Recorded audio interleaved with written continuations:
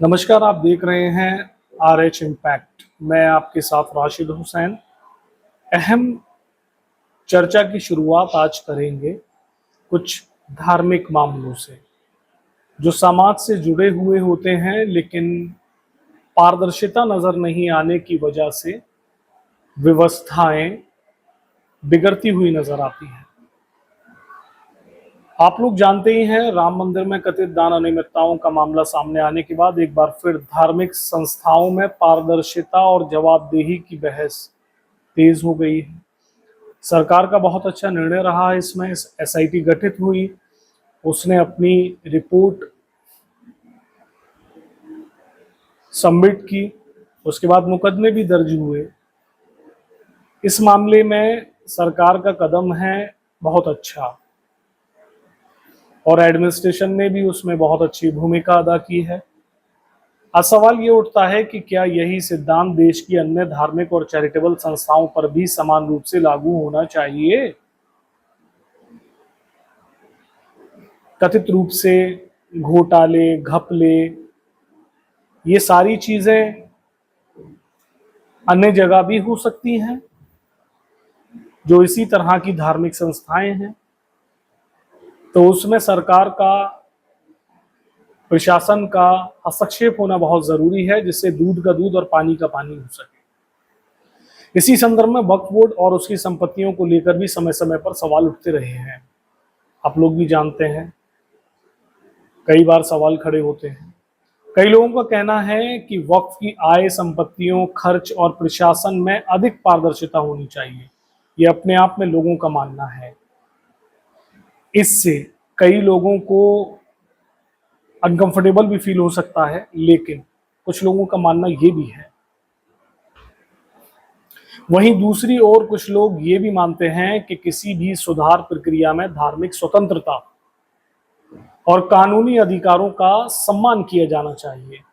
Administration पूरा सम्मान करता है, सरकारें भी पूरा सम्मान करती हैं, लेकिन पारदर्शिता बहुत जरूरी है। इसी संदर्भ में आपको आगे की कड़ी से और जोड़ते हैं। यदि किसी वक्फ संपत्ति के प्रबंधन में अनियमितता की शिकायत है तो उसकी निष्पक्ष जांच होनी चाहिए। अभी तक आप देखते हैं इसमें एडमिनिस्ट्रेशन का कोई हस्तक्षेप ठीक ठाक नहीं होता है, सरकार का भी हस्तक्षेप कोई ठीक ठाक नहीं होता है। बोर्ड अपने स्तर से इन मामलों को निपटा देता है। तो ये सारी चीजें पारदर्शित नहीं होती हैं, जिसके चलते कहीं ना कहीं दिक्कत सामने निकल कर आती है, और लोगों के मन में ये सवाल रह जाता है हमेशा कि सच्चाई क्या थी।